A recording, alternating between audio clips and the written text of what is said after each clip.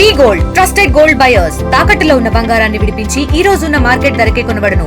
మరిన్ని వివరాలకు సంప్రదించండి 7771077220. గతంలో ఉన్న నిన్నటి తీవ్ర వాయుగుండం నిన్న సాయంత్రం 5 గంటలకు దక్షిణ ఒడిశాలోని గోపాల్పూర్కు దరిదాపుల్లో తీరాన్ని తాకింది. నిన్న రాత్రికి అది తీవ్ర వాయుగుండంగానే కొనసాగింది. ఈరోజు ఉదయం 5:30 తీవ్ర వాయుగుండంగా బలహీనపడింది. ఇంటీరియర్ ఒడిశా అంటే అంతర్గత ఒడిశాలో మరియు దక్షిణ ఒడిశా పరిసర ప్రాంతాల్లో వాయుగుండంగానే కొనసాగుతుంది.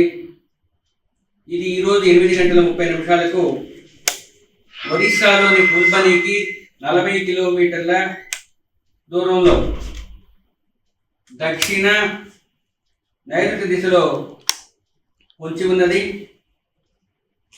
ఇది రాబోయే 24 గంటల్లో మరింత ఉత్తర వాయువ్య దిశలో పయనించి ఒడిశా నుంచి ఉత్తర ఛత్తీస్గఢ్ వరకు పయనించిన తరువాత క్రమంగా సుస్పష్ట అల్పపీడనంగా బలహీనపడే అవకాశాలు ఉన్నాయి. ఈ పరిస్థితుల వల్ల రాష్ట్రంలో రాబోయే 2 రోజులు కొన్ని ప్రాంతాలలో తేలికపాటి నుంచి మోస్తరు వర్షాలు పడే అవకాశం ఉంది. 3 రోజులు ముఖ్యంగా ఉత్తర కోస్తాలో ఈరోజు పలు చోట్ల తేలికపాటి నుంచి మోస్తరు వర్షాలు, దక్షిణ కోస్తాలో కొన్ని చోట్ల, రేపు ఎల్లుండి ఉత్తర కోస్తాలో కొన్ని చోట్ల, దక్షిణ కోస్తాలో 2వ రోజు కొన్ని చోట్ల, 3వ రోజు 1-2 చోట్ల తేలికపాటి నుంచి మోస్తరు వర్షాలు పడే అవకాశం ఉంది. ఉరుములు మెరుపులు రాబోయే 3 రోజులు కూడా ఉత్తర దక్షిణ కోస్తా జిల్లాల్లో కొనసాగే అవకాశం ఉంది. ఇక బలమైన గాలులు 40 నుంచి 50 కిలోమీటర్ల వేగంతో ఈరోజు ఉత్తర దక్షిణ కోస్తా జిల్లాలపై వీచే అవకాశం ఉంది. 2వ రోజు నుంచి అనగా రేపటి నుంచి మిగిలిన 4 రోజులు కూడా 30 నుంచి 40 కిలోమీటర్లకు పరిమితమయ్యే అవకాశం ఉంది. వీటితో పాటుగా అతి ముఖ్యంగా నిర్దిష్టంగా కోస్తా జిల్లాల పర్వతీయ ప్రాంతాలైన పశ్చిమ జిల్లాలైన పార్వతీపురం మన్యం, అల్లూరి సీతారామరాజు, ఏలూరు మరియు ఎన్టీఆర్ జిల్లాల్లోని 1-2 చోట్ల భారీ వర్షానికి రాబోయే 24 గంటల్లో ఆస్కారం ఉంది. ఇక కోస్తా తీరం వెంబడి తీరం ఆవల ఈదురుగాలులు 40 నుంచి 50 కిలోమీటర్లు, గరిష్టంగా 60 కిలోమీటర్ల వేగంతో వీచే అవకాశం ఉన్నది.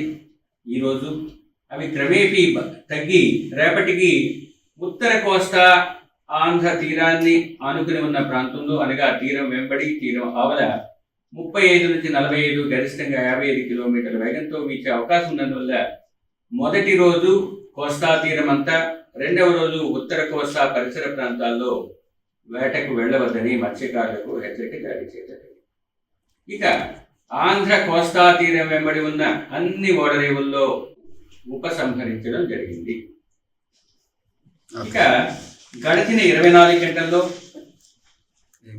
రాష్ట్రంలో ముఖ్యంగా కొన్ని ప్రాంతాల్లో తేలికపాటి నుంచి మోస్తరు వర్షాలు పడినప్పటికీ ఉత్తర కోస్తా జిల్లాల్లో ముఖ్యంగా శ్రీకాకుళం జిల్లాలో పలాసలో 17 సెంటీమీటర్లు, శ్రీకాకుళం జిల్లాలోని మందసలో 17 సెంటీమీటర్లు, శ్రీకాకుళం జిల్లా టెక్కలిలో 9 సెంటీమీటర్లు, విజయనగరం జిల్లా గర్విల్లో 9 సెంటీమీటర్లు, శ్రీకాకుళం జిల్లా పాతపట్నంలో 9 సెంటీమీటర్లు, పార్వతీపురం మన్యంలో 7 సెంటీమీటర్లు, శ్రీకాకుళం జిల్లాలోనే కళింగపట్నం సోంపేటలో 7 సెంటీమీటర్లు, విజయనగరం జిల్లా చీపురుపల్లి, నెల్లిమర్ల మరియు పార్వతీపురం జిల్లా పాలకొండలో 7 సెంటీమీటర్లు, పార్వతీపురం జిల్లాలోని జిఎం వలసలోను, శ్రీకాకుళం జిల్లా రణస్థలంలోను, పార్వతీపురంలోని గరుగుబిల్లిలో 6 సెంటీమీటర్ల వర్షపాతం నమోదైంది.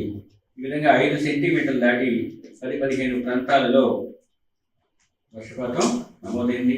అత్యధికంగా ఇవి అగ్రికల్చరల్ డెవలప్మెంట్ ప్లాన్ ప్రకారం ఉన్న స్టేషన్స్ రికార్డ్ అయింది. ఇక state disaster management APS DPS వాటిల్లో రికార్డ్ అయిన రెయిన్ఫాల్ అయినట్టయితే అవి కూడా ఇంచుమించు శ్రీకాకుళం జిల్లాలో ఈ విధంగా 18 సెంటీమీటర్లు పైన రికార్డ్ అయ్యాయి.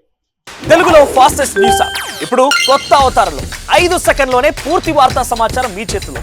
సోషల్ మీడియా ట్రెండ్స్ మీ కళ్ళ ముందుకే live TV and voice search options తో ఇప్పుడే డౌన్లోడ్ చేయండి. యాప్ లింక్ డిస్క్రిప్షన్ లో ఉంది.